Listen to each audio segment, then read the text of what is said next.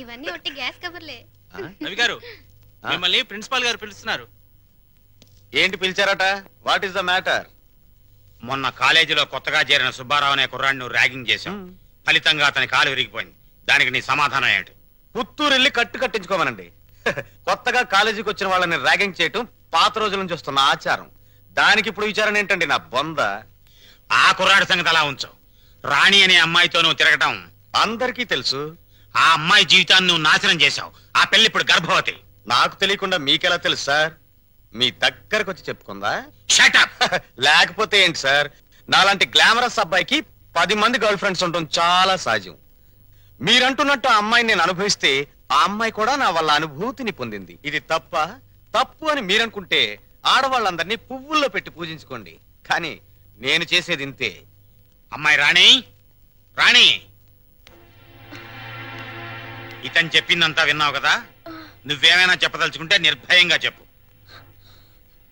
Sir, ఏ పరువు గల ఆడపిల్లైనా కావాలని కాలు జారదు. ప్రేమించిన వాడు తనే సర్వస్వాన్ని నమ్మించినప్పుడు విచక్షణ పోవచ్చు. నన్నంత నమ్మించి దుర్మార్గానికి హద్దులు ఉండవని నిరూపించాడు ఈ మహానుభావుడు. ఊరుకో అమ్మా, ఊరుకో. ఆ అమ్మాయి అభిప్రాయం నీ అభిప్రాయం తెలుసుకున్నాను. ఇంకా మీ అమ్మా నాన్నల అభిప్రాయం తెలుసుకోవాలనుకుంటే మా ఇంటికి వెళ్ళండి. వాళ్ళు మన క్యారెక్టర్ కి యూ సర్టిఫికెట్ ఇస్తారు. అక్కర్లేదు. రఘురామయ్య గారు దయచేయండి. విన్నారా మీ అబ్బాయి మాటలు? అమ్మా, నువ్వు అమ్మాయి పక్కన నిలబడు. చెల్లి నువ్వు కూడా. రేయ్, ఇప్పటి వరకు నువ్వు ఆడదాని గురించి మాట్లాడిన మాటలు తిరిగి ఒక్కసారి మాట్లాడు. అమ్మా చెల్లి కూడా ఆడవలేరా? మాట్లాడు. అమ్మా చెల్లి దానిలా ప్రవర్తించే మనుషులు కాదు. అవునవును. అటువంటి పవిత్రమైన ఇంట్లో దుర్వాసన కొట్టే మాటలతోనూ చేతలతోనూ నువ్వు ఒక్కడే పుట్టుకొచ్చావు. ఆ అమ్మాయిని ఏం చేద్దాం అనుకుంటున్నావు? అది కాదు నాన్న, నేను ఆ అమ్మాయిని అనుభవించిన మాట నిజం. కానీ బ్రోతలుగా భావించి అనుభవించాను. నిజంగా ప్రేమించుంటే ఆ అమ్మాయి తల్లి ఎవరు, తండ్రి ఎవరు, సంప్రదాయం ఏంటి అని తెలుసుకున్నాను కదా. అయినా ఆఫ్టర్ ఆల్ దాని గురించి ఆలోచిస్తారేంటి నాన్న? ఆ అమ్మాయిని పెళ్లి చేసుకుంటావా లేదా? అది కాదన్నయ్య. నోరు మీరే దుర్మార్గుడా. ఆ పిల్లకి అన్యాయం చేయకన్నయ్య. ఈ పెళ్లి జరగకపోతే అందరం కలిసి నీ అంతు నీతో పాటు మేము చేస్తాం. చెప్పరా? చెప్పు చెప్పు చెప్పు.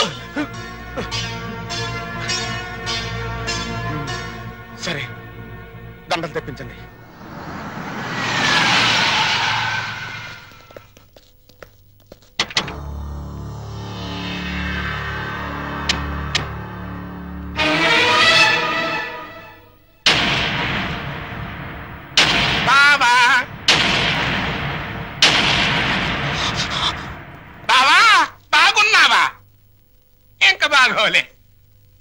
ఆ పిల్లరా నీ కొత్త కోళ్ళం?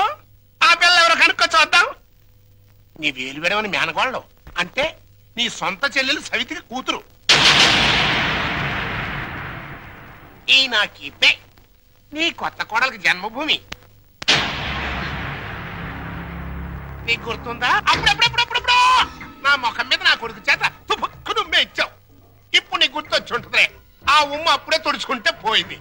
కానీ ఇప్పుడు నీ మొహం మీద పడబోయి ఉమ్ము లైఫ్ బాయ్ సబ్బుతో తోవుకున్నా లైఫ్ లాంగ్ సరిగిపోకుండా పర్మనెంట్ గా ఫిక్స్ అయిపోతాయి. అరవబకరా నా కొడక. పైకి లేకుండానే మీ ఫ్యామిలీ అఫేర్ అంతా ఊరంతా తెలిసిపోద్ది. చూడు, ఇయాల నుంచి నా కూతురు జెండా మీ ఇంటి మీద ఎగురుతా ఉంటుందన్నమాట. ఎప్పుడు ఎగరటం మానేస్తాం అప్పుడు జెండా ఎత్తేస్తాం. ఈ గవర్నమెంట్ కూలిపోద్ది. బావా, గడ్డిని తగలబెడటానికి పెద్ద దివిటి అక్కర్లా, చిన్న అగ్గిపుల్ల చాలు. ఆ అగ్గిపుల్లే నీ కోడలు నా కూతురు అన్నమాట. ఈ రోజు నుంచి ది ఎండ్ కార్డు పడేంత వరకు నా డైరెక్షన్ లో ఇవ్వబోయే కొత్త ట్విస్ట్ అన్నమాట.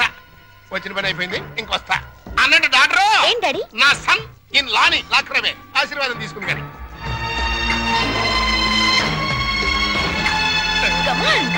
రారా సన్నిల్లా.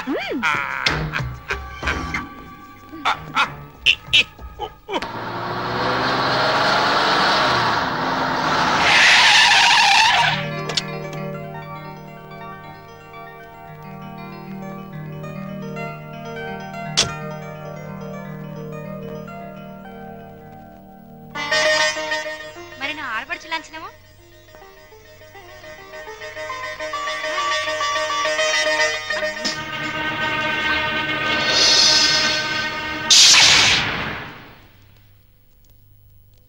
కుడికాలు లోపల పెట్టిరమ్మా.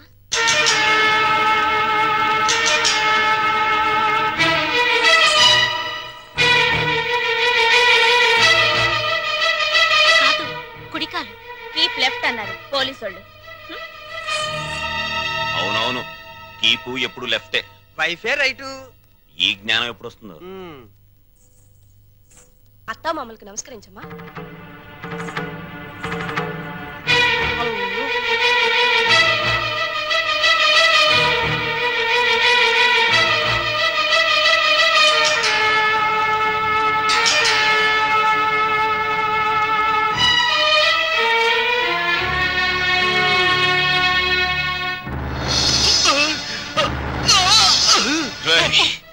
నీకు ఇంట్లో ఎవరు అన్యాయం చేశారని మా అందరికి ఇంత ద్రోహం చేశావరా? రాణి ఎవరో ముందు నాకు తెలీదు. తెలిసిన తర్వాత ఆ అమ్మాయి లేకుండా నేను బతకలేని తెలిసింది. నన్ను చంపినా సరే నేను మాత్రం రాణినే. నువ్వు ఈ ఇంట్లో ఎందరినో ఏడిపించాల్సిన డ్యూటీ బోలెడ్ ఎంత ఉంది. ఈ ఏడుపుని ఇక్కడ వేసి చేయకు. వెళ్ళు. అది కదనే. ఈ గొలుసు పెట్టుకో. ఎలాగో గదిలోకి వెళ్ళగానే విప్పదీసేదేగా, అంత మాత్రానికి ఇంత బరువు పట్టుచారు ఎందుకండి? ఏ శుభకార్యమైనా సాంప్రదాయ సిద్ధంగా జరిగితే అది మాకు ముందే జరిగిపోయిందిగా. గడ్డిని తగలబెడటానికి పెద్ద దివిటి అక్కర్లా, చిన్న అగ్గి పుల్ల చాలు. ఆ అగ్గి పుల్లే నీ కోడలు నా కూతురు అన్నమాట.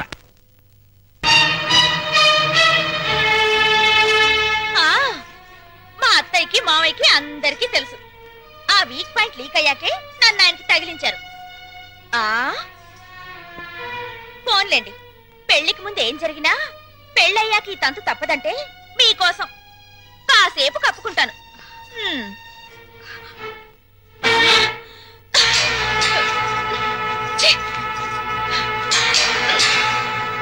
మీరందరూ పోండి.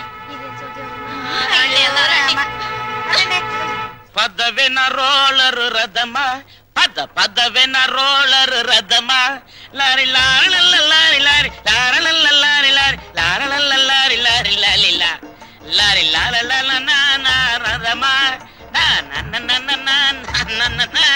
ఏమండి, పెళ్లి నాటికైనా చేరతావా దీంట్లో? పెళ్లికెళ్తూ కూడా ఈ రోలర్ మీద ఏంటి నాన్న? ఎంచక్క కారులో వెళ్ళొచ్చు కదా. ఓరి యదవా, ఇది అచ్చొచ్చిన రోలరు.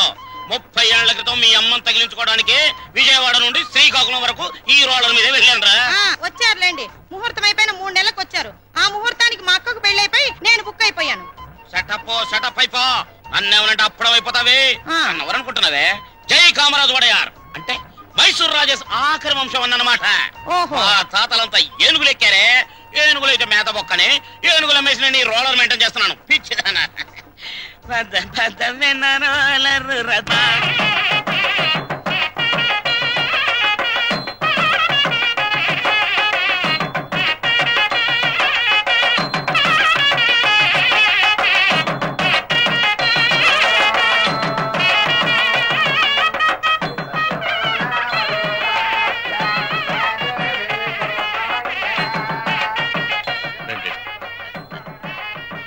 ఇలా కూర్చోండి.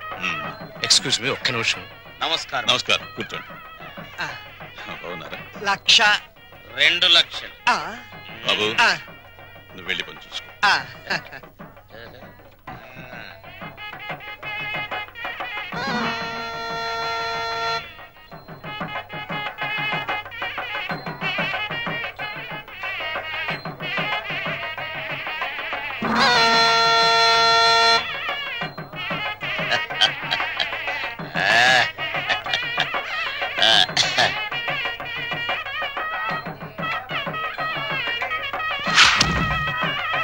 తీసుకోండి.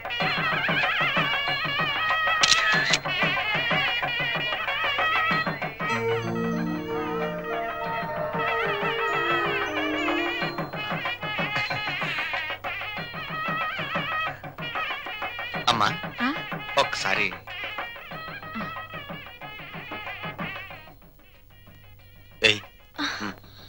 అరే లేమ్మా, ఏమిట్రా ఇది? అమ్మా నాన్నల మాట విని చెడ్డగా ప్రవర్తించాను. నన్ను క్షమించండి అత్తయ్య. బుద్ధి వచ్చింది. బాగా బుద్ధి వచ్చిందా? నువ్వు ఊరుకోరా. అవేం మాటలమ్మా, ఏదో చిన్నతనం. నిన్నంత మాత్రం అర్థం చేసుకోలేనా? పిచ్చి పిల్ల. లోపలికి వెళ్ళదానరా.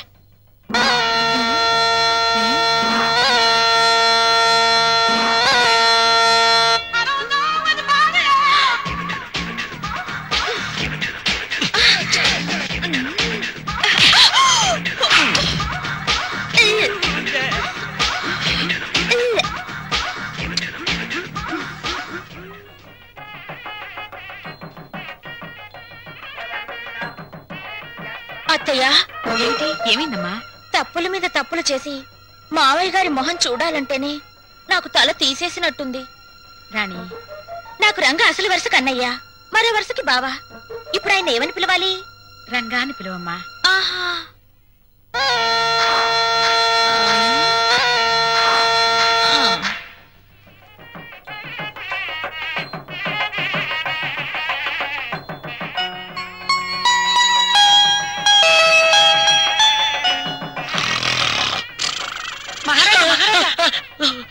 మీరు ఎప్పుడైనా జైలుకి వెళ్ళారా? ఒకే ఒక్క రోజు వెళ్ళాను. అది నా రోలర్ కింద పంది పిల్ల పడితే. అక్కడ కోడికల కొండలరావుని చూసారా? ఆయన ఎవరు? నా మొగుడు. ఆ ఈ చాలు గాని ఇంకా చూసుకోండి. ఏంటది? పెళ్ళి.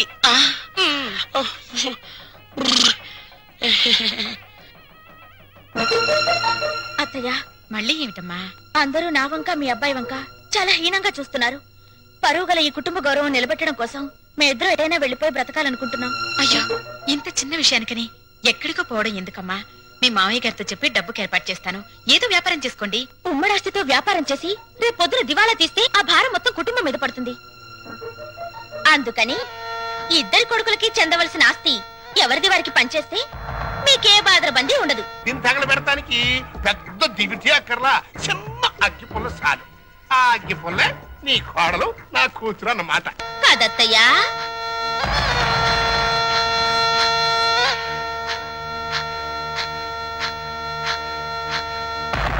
ఈ కొడుకులిద్దరూ దేవాలయంలో గబ్బిలాయిలన్నమాట.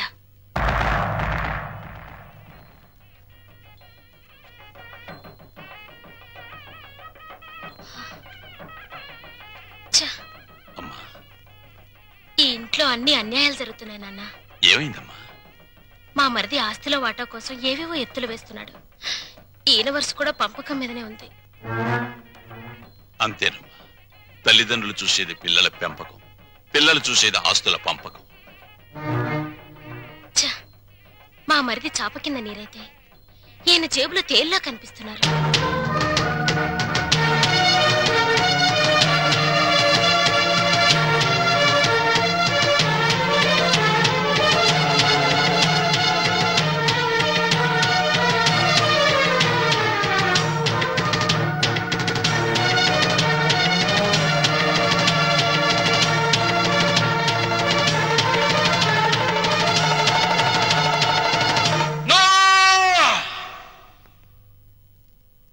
ఏమయ్యా రఘురామయ్య, మీసాలొచ్చాక కొడుకుల్ని దూరంగా ఉంచాలి, పెళ్ళాలొచ్చాక అంటరాని వాళ్ళుగా చూడాలి. అది చేతకాక నా కొడుకులు, నా బిడ్డలు, నా సంతానం అని పట్టు కూర్చుంటే వాళ్ళు మాత్రం ఎంతకాలం ఊరుకోగలరయ్యా? పాపం అమాయకులు కాబట్టి, పెళ్ళాల పైట చెంగుల్ని పాము పడగలడుకుని భయపడే పసిపిల్లలు కాబట్టి ఇన్నాళ్ళు ఆగారు. ఇప్పుడు అడుగుతున్నారు. అడిగితే కాదండానికి నువ్వెవరవయ్యా? పంచు ఆస్తుల్ని. రంగా, నువ్వు కూడా పెద్దోడు చిన్నోడు చెప్పిందే కరెక్ట్ అంటున్నాను. చెప్పింది చేసి నీ పెద్దరికం కాపాడుకో. రే రంగా, నువ్వు వాళ్ళతో చేరి నన్ను వెన్నుపోటు పొడుస్తావురా? పెద్ద వాళ్ళకి తప్పట్లేదు వెన్నుపోట్లు, నువ్వెంత? ఇప్పుడు నువ్వు ఆస్తి పంచకపోతే రేపు నీ కొడుకుల మాటల పోట్లు, కోడళ్ల చేతి పోట్లు, కోర్టుల నోటీస్ పోట్లు, పోట్లు అన్ని పోట్లే, జాగ్రత్త. రంగా, అందరూ ఒకటిగా కలుసున్నప్పుడు ఆస్తి పంపకాలు ఎందుకురా? అమ్మా, ఈ చేతి వేళ్లున్నాయి, ఇవి అన్నం కలుపుకోవడానికి, తినడానికి, కడుక్కోవడానికి కలిసి ఉంటాయి. తిన్నాక వేటికవే నీకు నువ్వే నాకు నేనే అని మళ్ళీ దూరం అవుతాయి. నీ శరీరంలోని భాగాలే ఒకటిగా ఉండనప్పుడు నీ కడుపున పుట్టిన బిడ్డలు మాత్రం ఒకటిగా ఎలా ఉంటారు? ఎందుకు ఉండాలి? రంగా, ఎందుకురా అందరూ కలిసి ఆయన్ని చిత్రహింస చేస్తున్నారు? అమ్మా, చిన్న కొడవలు ఆపేసి భోజనానికి రండి. ఏ విషయం తేలేదాకా మేమెవరం భోజనాలు చెయ్యం. రండి.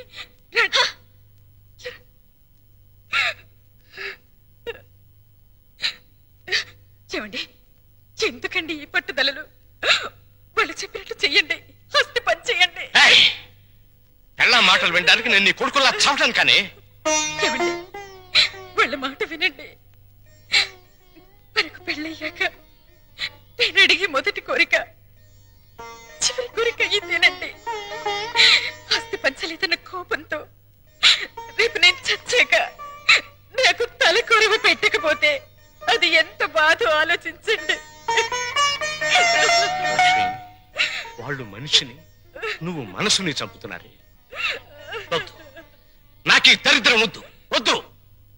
అందరూ వినండి, నేను నా ఆస్తిని నా కొడుకులకి పంచుతున్నాను. నిజానికి నా ఆస్తిని 3 భాగాలు చేయాలి. 2 భాగాలు నా కొడుకులకి, 1 భాగం నాకు, నా భార్యకి. పేపర్లు తెచ్చుకోండి, ఈ ఆస్తి మొత్తం పంచేస్తాను. కానీ ఒక్క విషయం, నా భాగం కూడా నా కొడుకులిద్దరికి దానం చేస్తున్నాను. ఎందుకో తెలుసా? వాళ్ళు ఆస్తి లేకపోతే బతకలేని చవటలు గనక. నాన్న, మీ భాగం పంచడానికి వీల్లేదు. అది నా ఇష్టం రా. ఆవేశంలో తొందరపడుతున్నావు.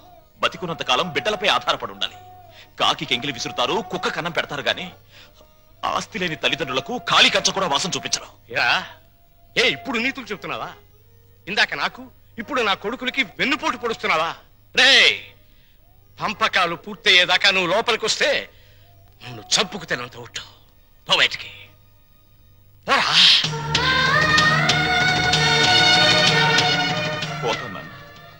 పోతాను, కానీ నేనేం చెప్పాను, ఎందుకు చెప్పానో కాస్త ఆలోచించుకో.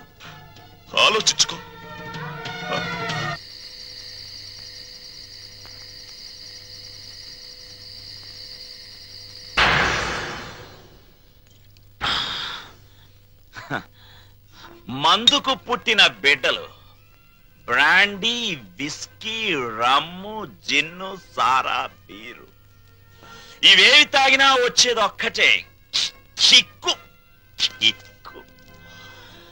నిషాలో, కిక్కులో, మత్తులో, తూలుడులో, పేలుడులో తేడాలు లేవు. కానీ ఒక్క తల్లి కడుపున పుట్టిన బిడ్డల్లో ఎందుకున్నాయి తేడాలు?